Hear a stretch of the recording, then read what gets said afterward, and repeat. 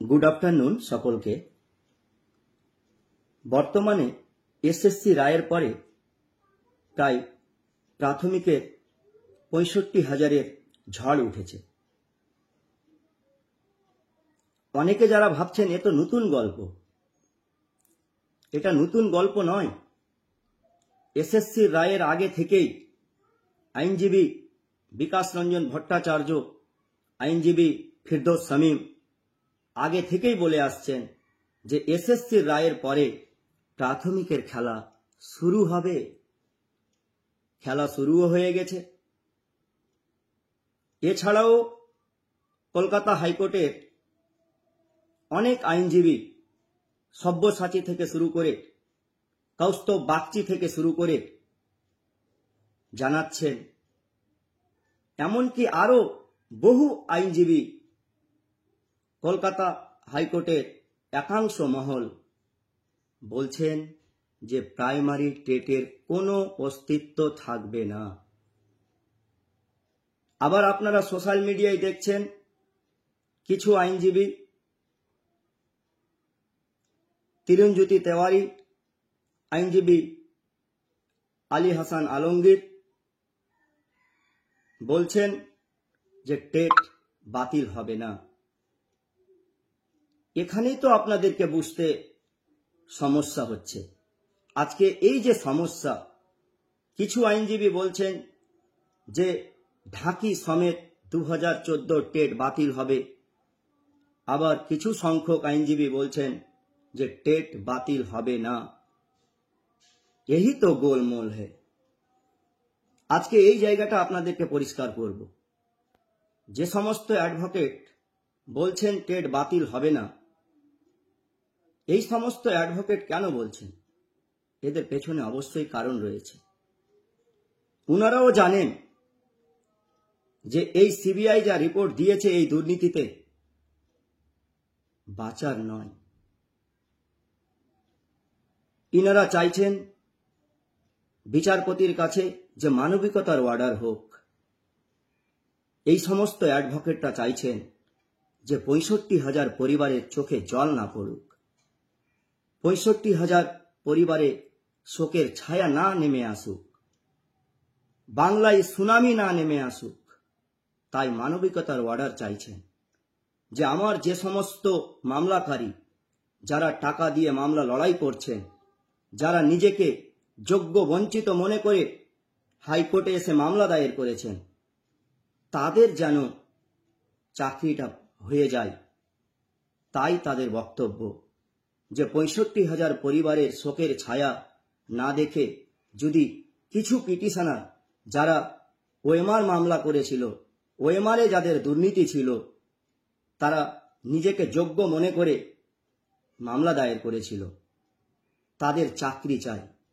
তারা চায় না যে এতগুলো পরিবারে কষ্ট নেমে আসুক, এতগুলো পরিবারে অন্ধকার নেমে আসুক। এই সমস্ত অ্যাডভোকেটরা চাইছে না। আপনারা ভুল ভাববেন না যে কিছু অ্যাডভোকেট তো বলে দিচ্ছে যে টেট বাতিল হবে না। ক্লিয়ারলি বোঝার চেষ্টা করুন এই পয়েন্টে যে ইনারাও জানেন। সিবিআই এর রিপোর্ট আপনাদেরকে সংক্ষিপ্ত আকারে আমি বলে দিই যে যা তথ্য দিয়েছে, একটা পাগল বিচারপতিকেও যদি কোর্টে বসানো হয়, সেও একই অর্ডার করবে। বাতিল করা ছাড়া কোনো উপায় নেই। আপনারা সোশ্যাল মিডিয়ায় দেখেছেন সিবিআই কি রিপোর্ট দিয়েছে। ফেক ওয়েবসাইট থেকে শুরু করে এসএমএস এর মাধ্যমে, এমনকি সাব এজেন্ট থেকে শুরু করে, এজেন্ট থেকে শুরু করে নেতা মহলে কোথায় টাকা দিয়েছে তাদের নামের তালিকাও হাইকোর্টে পেশ করেছেন। চমকে যাওয়ার মতো। এই 2014 প্রাইমারি টেট সত্যি বাঁচার নয়। আপনাদেরকে যারা ইন সার্ভিস, তাদের উদ্দেশ্যে আমি বলি, আপনারা অনেক আইনজীবীকে কল করছেন, যোগাযোগ করছেন যে আমাদেরকে বাঁচান। ওএমআর সত্যি একটা ক্যান্ডিডেট কেন রাখবে, সেটা তো পর্ষদকে রাখা দরকার। পর্ষদ সংরক্ষিত করে রাখবে সমস্ত ওএমআর। আজকে অনেক ইন সার্ভিসদের কাছে ওএমআর নেই। তাদের ভয় হচ্ছে যে আমাদের চাকরিটা থাকবে তো। সত্যি আমি আজকে ভিডিও করতাম না, আমার সকালবেলা এক বন্ধুর সাথে বাজারে দেখা হয়েছিল। সে দুঃখের সহিত আমাকে কষ্টের সহিত জানাচ্ছে যে দাদা, তোমার তো ফেসবুকে অনেক পোস্ট দেখছি, যা শুনছি এখনো বিকাশ রঞ্জন বাবু, শামীম ফিরদৌস চ্যালেঞ্জ করে বলছে যে 2014 প্রাইমারি টেট কেউ বাঁচাতে পারবে না। আপনারা এটাও দেখেছেন যে এসএসসি যদি নদী হয় তাহলে প্রাথমিকটা হচ্ছে মহাসমুদ্র। কেন বলছে? আপনাদেরকে এর ইতিহাস আমি একটু সংক্ষিপ্ত আকারে বলতে চাইছি যে এই মামলা সূত্রপাত কোথা থেকে হলো। এই মামলা আপনারা জানেন যে 2014 টেটে 6টি রং কোশ্চিন ছিল, 6টি রং কোশ্চিনের মামলা দায়ের হয়েছিল। সেখানে সবার ওএমআর মূল্যায়ন করে 738 জনের নিয়োগ হয়েছিল। পর্ষদ একটা তালিকা দিয়েছিল যে প্রশ্ন ভুল নাম্বার পেয়ে এরা কোয়ালিফাইড করেছে। তারপর আবার গিয়ে কোর্টে মামলা হলো। তখন পর্ষদ বলছে যে এরা তো যোগ্য ক্যান্ডিডেট, তাহলে আমার ভুল ত্রুটি হয়েছে। ভুল ত্রুটি স্বীকার করার পর আবার তারা 396 জনের নামের তালিকা প্রকাশ করলো গ্রিভেন্সের মাধ্যমে। আমরাও গ্রিভেন্স জমা করেছিলাম। গ্রিভেন্সে ওরা বলেছিল যা যা তথ্য চেয়েছিল সব জমা করা হয়েছিল। তারপর লিস্ট বেরিয়েছিল। সেই লিস্টে যে সমস্ত যোগ্য ক্যান্ডিডেটের নাম ছিল না তারা আরটিআই করল। এখানেও কিন্তু অনেকের বোঝার অসুবিধা হচ্ছে, অনেকেই ক্লিয়ার নয়। ইহা ভি গোলমোল হে, এই গোলমোলের জায়গাটা ক্লিয়ার করি। যারা ইন সার্ভিস তারা বলছে যে 2016 সালে নিয়োগ, এতদিন এরা আরটিআই করেনি কেন? 2016 সালে যখন নিয়োগ হয় পর্ষদ অরিজিনাল ওএমআর দিয়েছিল যারা আরটিআই করেছিল।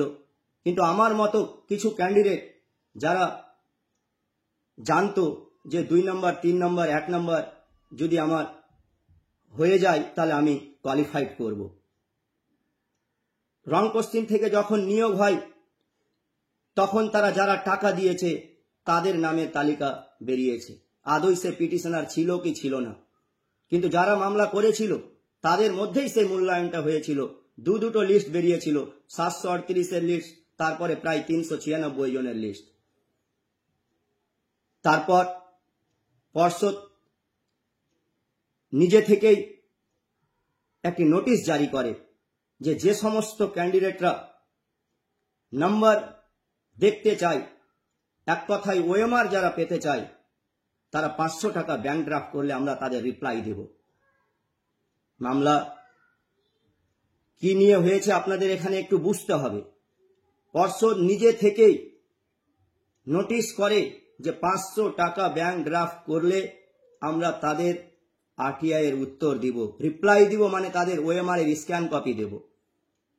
সে 2020 সালে হোক, সে 2021 সালে হোক। 2021 সালেই প্রশ্ন ভুল মামলা হয়েছিল। সেই তারিখটা ছিল জানুয়ারির 6 তারিখ, জানুয়ারি মাসের 6 তারিখ। অনেক ভিড় কোর্টে হয়েছিল, সেখান থেকেই ওএমআর মামলা এসছে।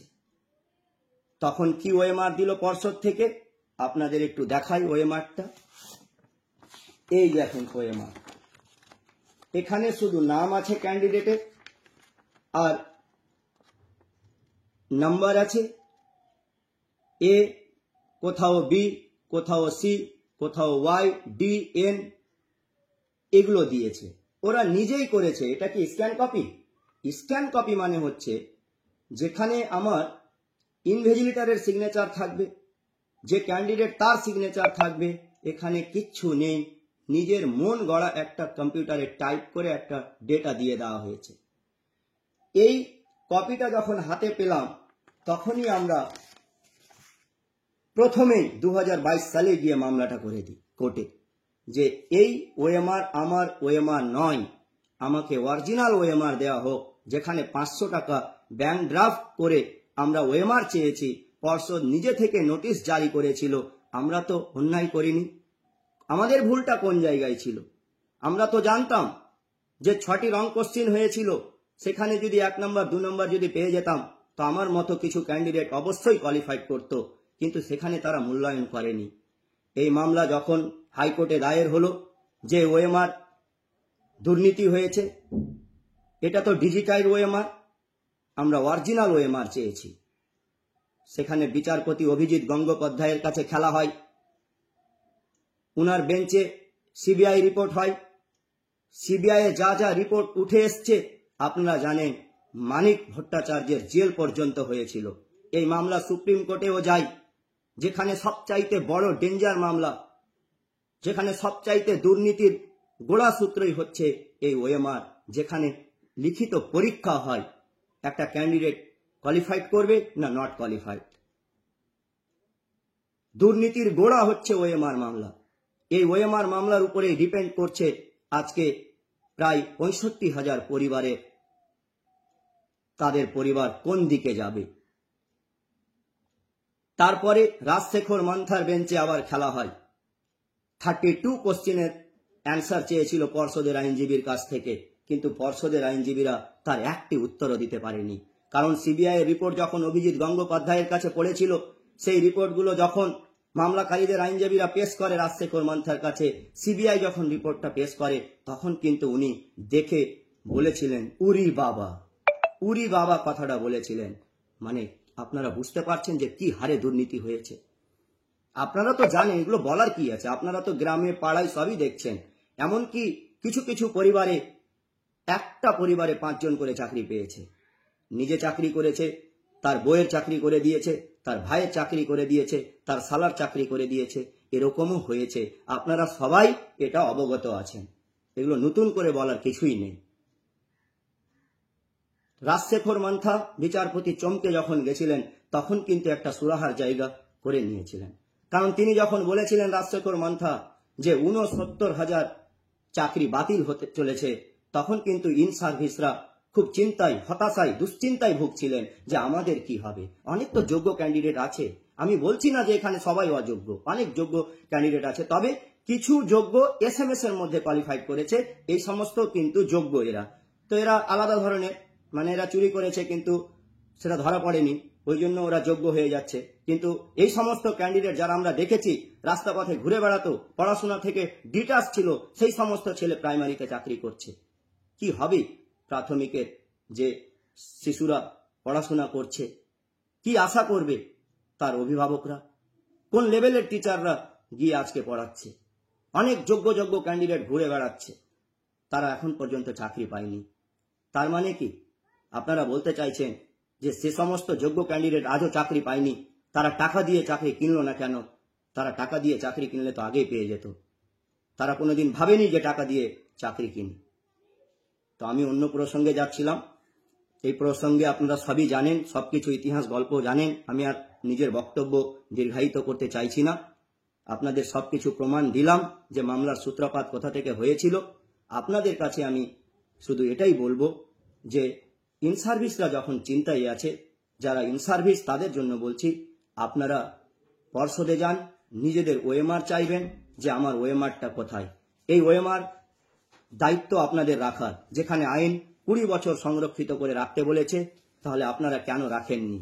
এর গল্পটাও আপনাদেরকে একটু বলে দিই যে কেন রাখেনি।